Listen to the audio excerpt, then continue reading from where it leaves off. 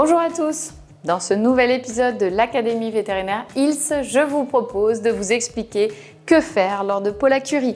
Nous reviendrons tout d'abord sur la définition de la pollacurie, mais aussi sur qu'est-ce qu'une affection du bas appareil urinaire. Ensuite, je vous expliquerai quelle est la place de l'analyse d'urine lors de pollacurie et enfin, nous finirons par la place de l'imagerie lors de pollacurie. Alors surtout, si vous aimez, n'hésitez pas à partager cet épisode et à revoir l'intégralité de notre série sur l'Académie vétérinaire ILS. On appelle pollacurie une fréquence excessive d'émission. Il s'agit d'un symptôme clinique et non d'une pathologie. Elle est le reflet d'une affection du bas appareil urinaire, à savoir la vessie ou l'urètre. L'affection du bas appareil urinaire est un ensemble de signes cliniques qui peuvent apparaître de façon isolée ou simultanée. Elle est caractérisée par de fréquentes mictions de faible volume ou pollacurie, parfois associée à une malpropreté et une douleur qu'on appelle strangurie. Les causes sont multiples et comprennent toute atteinte inflammatoire, infectieuse ou non, lithiasique ou non, mais aussi tumorale touchant la vessie, l'urètre ou la prostate. Ce syndrome est l'aboutissement d'un ensemble de facteurs favorisant la formation d'une inflammation, de cristaux, de calculs ou de bouchons dans les voies urinaires. Le manque d'exercice, l'obésité, une faible consommation d'eau, une alimentation inadaptée sont autant de causes qui diminuent le volume urinaire ou la fréquence d'émission, ce qui rend le chat sujet à cette affection. L'analyse urinaire est la clé du diagnostic de la cause de ce syndrome. Le recueil d'urine est souvent problématique car l'animal en cystite présente la plupart du temps une vessie vide. L'analyse d'urine collectée par cystosynthèse sera toujours recommandée lors de pollacurie pour la réalisation d'un examen bactériologique des urines. Il est recommandé de conserver les urines sur tube sec au réfrigérateur si elles ne sont pas analysées dans les 30 minutes.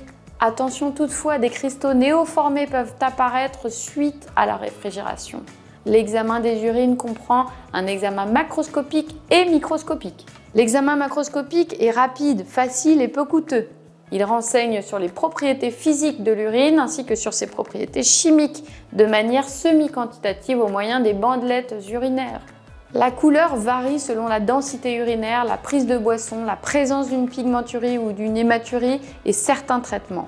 L'odeur classique d'ammoniac peut par exemple être perturbée par la présence de bactéries ou dans un contexte de diabète acidocétosique avec l'apparition d'une odeur cétonique.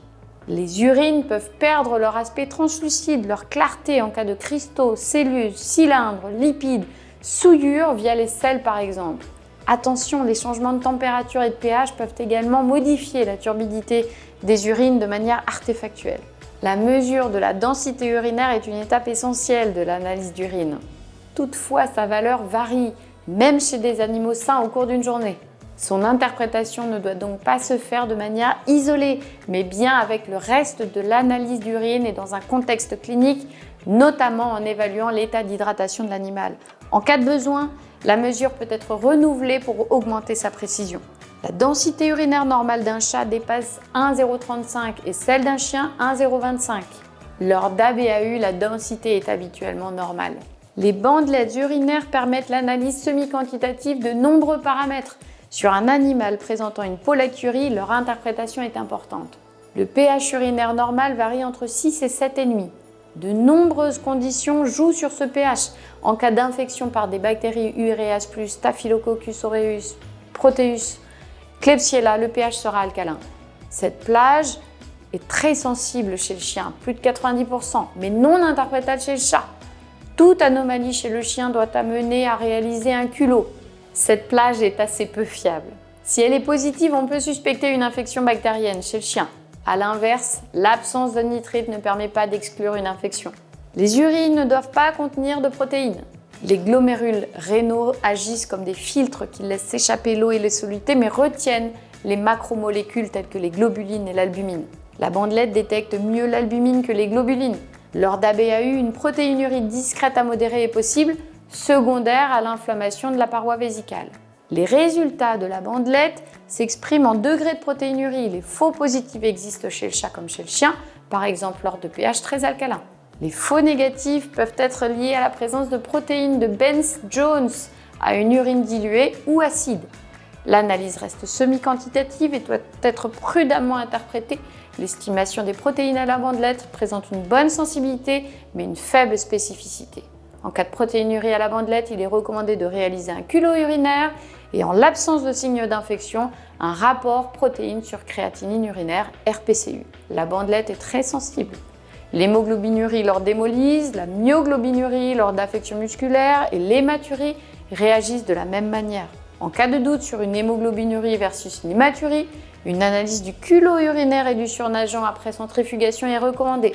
Les urines sont centrifugées 3 à 5 minutes à 1200 tours par minute maximum afin de ne pas détruire les éléments figurés. Sur une urine contenant du sang, la présence d'un culot permet de différencier une hématurie vraie d'une pigmenturie. L'examen microscopique des urines débute après préparation du sédiment urinaire au plus faible grossissement afin d'apprécier la qualité de l'échantillon et d'évaluer la quantité de matériel présent sur la lame. L'objectif x40 permet d'analyser les cellules, de les quantifier, d'apprécier les cylindres, les cristaux et les bactéries. L'urine de l'animal sain contient moins de 5 hématies et moins de 2 leucocytes par champ x 400. Les cristaux peuvent être présents chez l'animal sain s'ils sont en quantité limitée. Toutefois, la présence de plusieurs cristaux par champ sur un animal en pollacurie est évocatrice d'une cristallurie anormale. Attention au vocabulaire, un calcul désigne la forme macroscopique alors que les cristaux désignent des éléments microscopiques. Lors de présence d'un calcul dans les voies urinaires, ce dernier n'est pas nécessairement composé des cristaux observés sur le culot de l'animal. L'analyse d'un calcul par spectrométrie infrarouge reste indispensable pour en déterminer sa nature exacte. Les struvites ou cristaux de phosphate ammoniaco-magnésien se forment au pH alcalin et peuvent être associés à une infection du tractus urinaire chez le chien. Les oxalates de calcium se forment à pH neutre ou acide et peuvent être retrouvés chez le chat en cas d'alimentation très acidifiante et chez le chat et le chien en cas d'hypercalcémie ou d'intoxication à l'éthylène glycol. Les urates et la cystine sont associés à des pH acides. Les urates sont fréquents chez les dalmatiens et le bulldog anglais. Chez d'autres races, ils peuvent suggérer la présence d'une insuffisance hépatique ou d'un shunt portosystémique. La cystine est fréquente chez le teckel, le terre-neuf et le bulldog anglais. Le CBU est réalisé en laboratoire. Il permet la quantification des colonies bactériennes, mais aussi l'identification des germes avant qu'un antibiogramme soit réalisé. En pratique, le CBU est recommandé chez tout animal présentant une pollacurie. Sur un premier épisode de pollacurie, un examen d'imagerie n'est pas systématiquement réalisé. Il devient important sur une pollacurie récidivante, chronique ou lorsque l'état clinique du patient est inquiétant. La radiographie est souvent moins informative que l'échographie mais peut permettre de détecter certaines lithiases radio-opaques et la présence d'air dans la paroi lors de cystite emphysémateuse. Elle est plus intéressante lorsqu'elle est réalisée après injection de liquide de contraste dans l'urètre. On parle alors d'urétrographie rétrograde. Cette technique permet de mettre en évidence d'éventuelles strictures ou réductions de diamètre de l'urètre, irrégularités de parois, lésions ou calculs obstructifs ou fuites urinaires. L'échographie vient compléter le bilan lors de pollacurie.